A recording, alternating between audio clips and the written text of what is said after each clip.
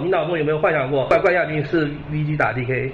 幻想过自己打决赛倒是挺多的，因为经常一赢到嘛。然后后来你所说的决赛是 VG 打 DK 的话，好像真有一次想过吧。然后有一次我跟他们开玩笑说的是，这次 TI4 如果我们打进了决赛，我们弃权好了，拿亚军可以荣归故里。当然这只是玩笑话。TI4 推进还是推进？带领 VG 拿到 TI 门票的 ROTK 琢磨着怎么才能赢那些强队，想起和 DK 训练的场景，于是拍板就稿推进。以上是虚构的小剧场，但 VG 确实是这届比赛推进流的开创者。他们看似并不是一上来就有完整的体系，而是在小组赛初期通过几场比赛完善了这个打法。例如在小组赛第2场 VG 选过敌法输给 Navi， 小组赛第3场 VG 拿到小歪这个英雄并且赢了，这场比赛或许打通了他们的任督二脉，随后连着用小歪加末日又赢了3场。小歪这个英雄至关重要，之后会说到。第7场 VG 没选小歪，而是换成了剧毒，但这时他们推进体系已成，最终小组赛战绩是12胜3负，排在第1。TI40 VG 的推进体系非常犀利，特点是当团队的关键技能威力足够后，例如小歪的蛇棒、先知树人、龙骑变龙，就抱团推进。当时有个说法是 Death Ball 翻译为致命带球，也就是速推，几乎没有发育或是抓人这些操作。VG 在这届 TI 打出很多20分钟以下时长的比赛。然而这个打法也拯救他们的对手 Newbie 满怀雄心壮志来到 TI4， 却在小组赛几乎被打到没声音。输了比赛后不断调整阵容，可还是接着输，几乎在被淘汰的边缘。他们找到了答案，就是拿自己擅长的英雄来打推进阵容。这个改变让他们的状态焕然一新。Newbie 的推进打法相比于 VG 更加均衡，会兼顾后期发育。这届比赛平均比赛时长是39分钟，而 VG 和 Newbie 的这项数据分别是31和33分钟。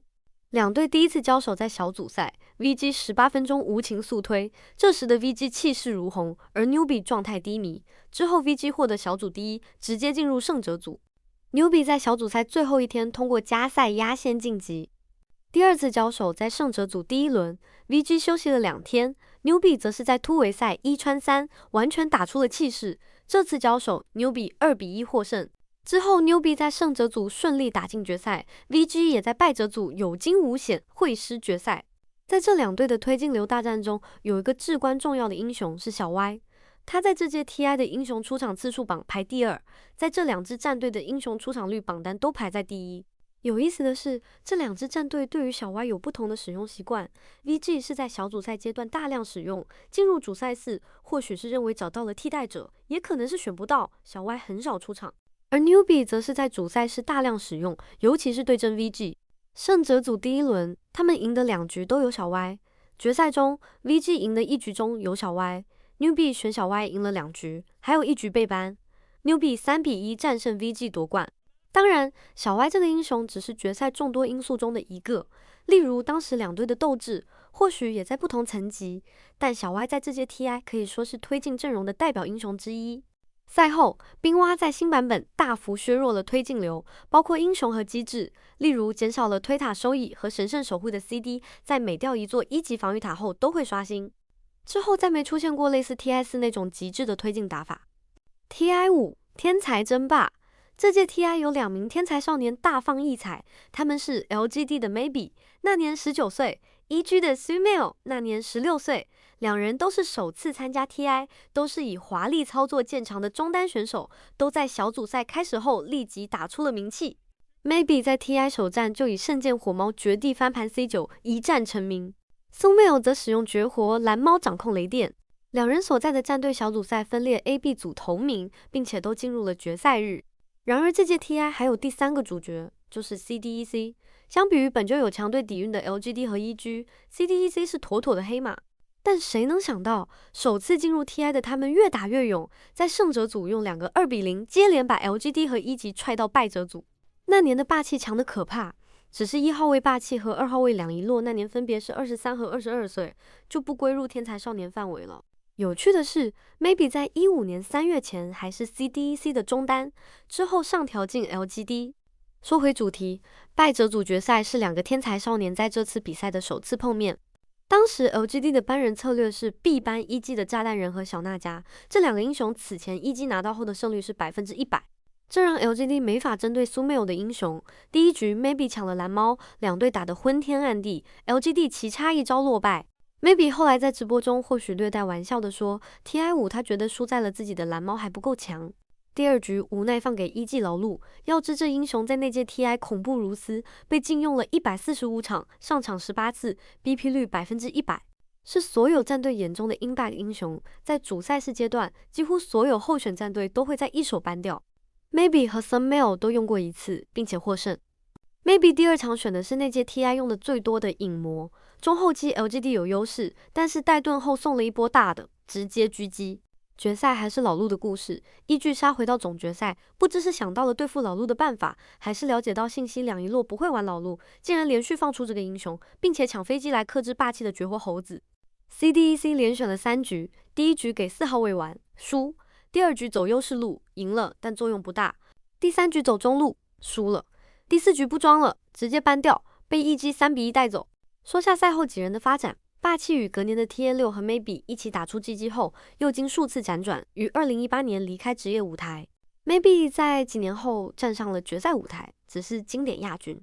苏梅尔自 TI5 之后再没有进入过 TI 决赛，但时至2026年仍在职业赛场征战。TI6 护国神域。TI6 之前的 CN Dota 和其他赛区战队相比，已经在走下坡路。比较有代表性的一件事是16年2月份的上海 Major，300万超高奖金和家门口作战，结果8强中竟然没有一支中国战队。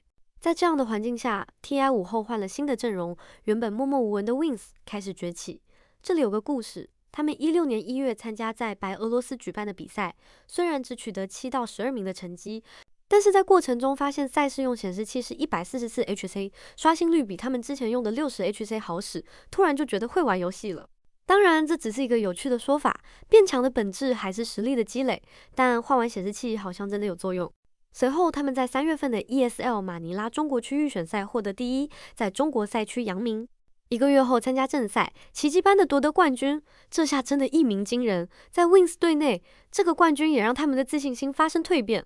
随后状态有起有伏，在马尼拉 Major 垫底，又在 TI6 前一个大赛峰会5夺冠，决赛击败的是那时的春秋霸主 OG。经典的4局用20个英雄，说的就是这个决赛。赛后采访 Y 队说出了那句凡尔赛：如果总是玩同样的英雄，刀塔会变得非常枯燥乏味。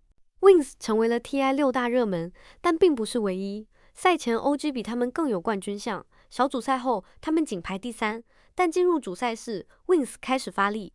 展现了万花筒般的 BP 策略，他们在25场比赛用了58个英雄，英雄池最深，并且 Wings 的常用英雄和 TI6 热门英雄毫不重叠。很多比赛都是根据对手的阵容来选英雄，所以他们的 BP 很难被针对。Wings 另一大武器是华丽的进攻和团战，他们的比赛平均用时只有34分钟。团战场面层次分明，甚至有熟读孙子兵法的感觉，有先手勾引，有肉盾保持阵型，有控场，最后输出跟上，拉扯时敌进我退，敌退我追。很多职业选手都赞其打法美如画。Wings 5人在2019年在重庆 Major 上打过一场表演赛，时隔3年的团战依旧有当年的影子，这在别的队伍很难看到。说回 TI6， Wings 或许也有点幸运。主赛事没碰到相对更了解他们的中国战队，一路杀进决赛。决赛第1局甚至玩起了精灵屠夫，虽然输了，后3局没有太多意外的拿下比赛，举起冠军盾。在那时，流传着 CN 战队 TI 偶数年夺冠的说法。眼看着原本那些顶尖战队没了声音 ，Wings 突然崛起，并守护住了这个美好的预言。或许是这个原因，让他们在赛后收获非常多的褒奖。然而，在鲜花拥簇中，由于一些因素，战队很快解散，甚至没能参加 TI7。在很多刀友的叹息声中，大家会想起 Face 一边在 V 社给他们做的冠军视频中所说：有时候我会觉得它是对我过去的一种偿还，然后有时候我又会觉得它是对我未来的一种透支。